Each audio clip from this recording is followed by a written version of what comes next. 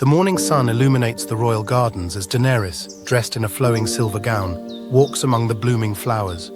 Her hand rests gently on her swollen belly as she admires the peaceful surroundings.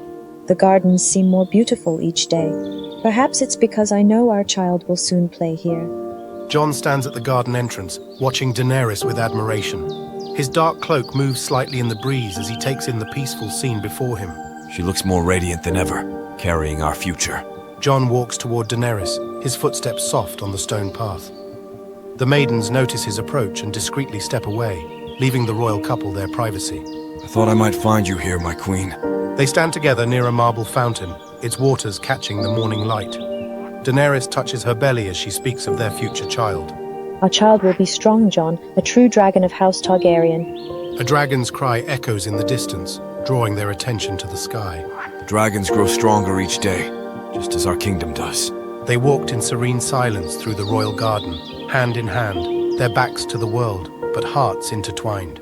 The weight of ruling the Seven Kingdoms loomed over them, yet the quiet strength of their bond and the life growing within Daenerys brought a sense of hope, an unspoken promise that, no matter the trials ahead, they had each other. As they reached the garden's center, Daenerys lowered herself onto a stone bench beneath a sprawling weirwood tree. Jon sat beside her. Tyrion approaches through the garden path, carrying scrolls and wearing the hand's pin. He pauses respectfully before the royal couple. Your graces forgive the interruption, but there are matters requiring your attention. Tyrion outlines plans for the realm's future while Jon and Daenerys listen intently, their hands intertwined. The Six Kingdoms prosper, and the North remains a steadfast ally under Sansa's rule. We must ensure peace for our child's future. Tyrion straightened, his voice steady and reassuring. You have my word as Hand of the Queen. Peace will be maintained, not just for your child, but for the realm you fought so hard to build. I'll see to it that your sacrifices are not in vain, and that the legacy of the Targaryens endures. As Tyrion departs, Jon and Daenerys remain in the garden, contemplating their responsibilities and dreams.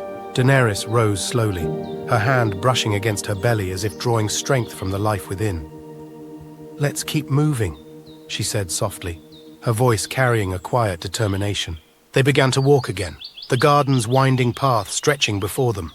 The leaves whispered in the breeze, as if offering blessings to the couple who carried the weight of a kingdom and the hope of a new life.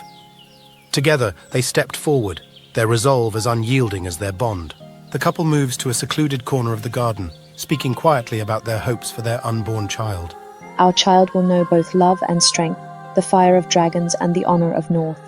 A shadow passes overhead as one of their dragons soars above the garden, casting a momentary darkness over the peaceful scene. As the sun begins to set, the garden takes on golden hues. Jon and Daenerys prepare to return to the castle. The day grows late, and our little dragon needs rest. They walk slowly back toward the castle, their figures silhouetted against the setting sun. Take some time to rest, both of you.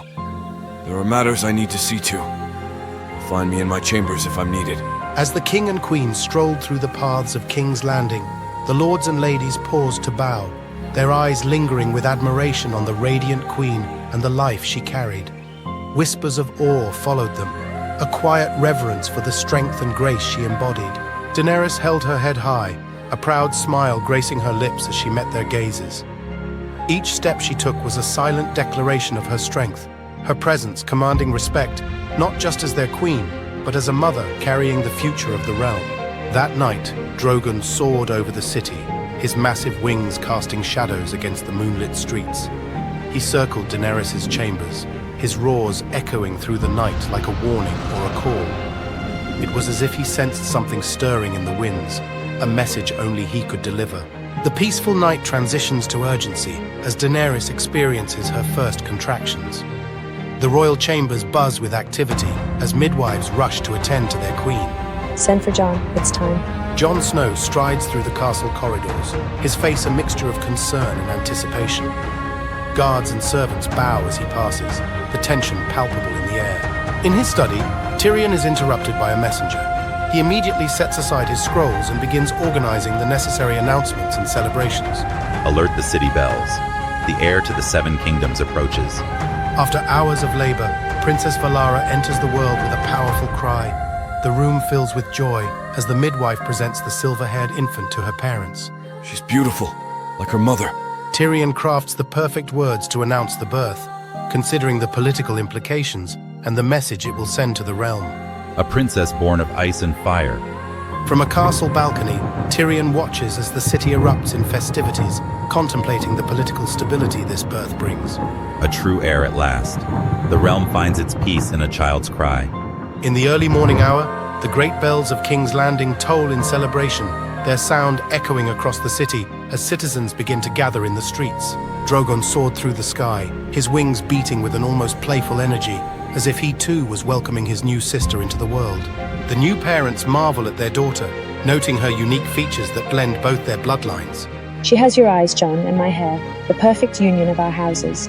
Servants prepare the great hall for the official presentation of Princess Valara to the court and noble houses. Every detail must be perfect. This is more than a celebration. It's a statement of power. Jon stands by the window of the royal chambers, holding his daughter while contemplating his journey from bastard to father of a princess. Promise you'll never know the pain of being an outsider, my little princess. Daenerys feeds her daughter, remembering her own journey to motherhood and the prophecies that led to this moment. You are the song of ice and fire, my sweet Valara. Noble houses gather in the throne room, awaiting their first glimpse of the princess who represents the future of the Seven Kingdoms. The great houses gather to pledge their loyalty to our princess. Jon and Daenerys enter the throne room with Princess Valara, presenting her to the assembled court with all the ceremony befitting a royal heir. Standing before the court, Tyrion formally announces the princess's titles and rights as heir to the Seven Kingdoms. On this day, we witness the dawn of a new era, as ice and fire unite in our princess. As the day draws to a close, the royal family retires to their chambers while the city continues its celebrations into the night. Today marks the beginning of a lasting peace for our realm. As the castle settles into night, cloaked figures move silently through the moonlit gardens, their whispers barely audible against the evening breeze. The celebrations from the city can still be heard in the distance. Tyrion notices unusual movements from his balcony wall. Well, someone's been busy making new friends in old places. Jon walks the castle walls, his breath visible in the cold night air. He observes the city below, still celebrating the birth of his daughter. The city hasn't been this alive since before the Great War. In the royal nursery, Daenerys sits with her daughter, her hand gently touching the silver wisps of hair on the infant's head. Sleep well, my little dragon. Your dreams are safe tonight. Following the trail of the two cloaked figures, Tyrion discovers fresh footprints leading to an abandoned tower in the castle's older section. These prints are still fresh, and far too many for comfort. Jon's men find several guards unconscious near the castle's west wing, their weapons untouched, suggesting a skilled infiltration. Sound the alarm quietly. Double the guard on the royal chambers. A cold draft alerts Daenerys to an open window in the nursery that she distinctly remembers closing. She pulls Valara closer. Guards, to me now. In the abandoned tower, Tyrion overhears conspirators discussing plans to use Princess Valara's claim to challenge the current rule. 7 hells. They mean to take the child tonight. Alerted by the guards, Jon races through the castle corridors toward the royal chambers. Protect the queen and princess! Daenerys positions herself between the nursery door and Valara's cradle, her eyes fixed on the entrance as footsteps approach. No one will harm my child while I draw breath. Tyrion hurries through secret passages, taking shortcuts to reach the royal chambers before the conspirators. If I survive this night, I'm demanding better passage maintenance. Jon finds his path blocked by disguised castle servants, revealing the conspiracy extends deeper than suspected. Stand down now or face the consequence of treason. Multiple footsteps echo outside the nursery as Daenerys stands guard, the sound of clashing steel growing closer. Come any closer, and you'll learn why I'm called the Dragon Queen. Reaching a vantage point, Tyrion sees the true scale of the conspiracy as multiple groups converge on the royal chambers. This isn't just an attempt on the princess, it's a full coup. As Jon battles through opponents, Daenerys guards Valara, and Tyrion races with vital information. Shadows move across the nursery walls from multiple directions. They're coming from every direction. The castle has been compromised.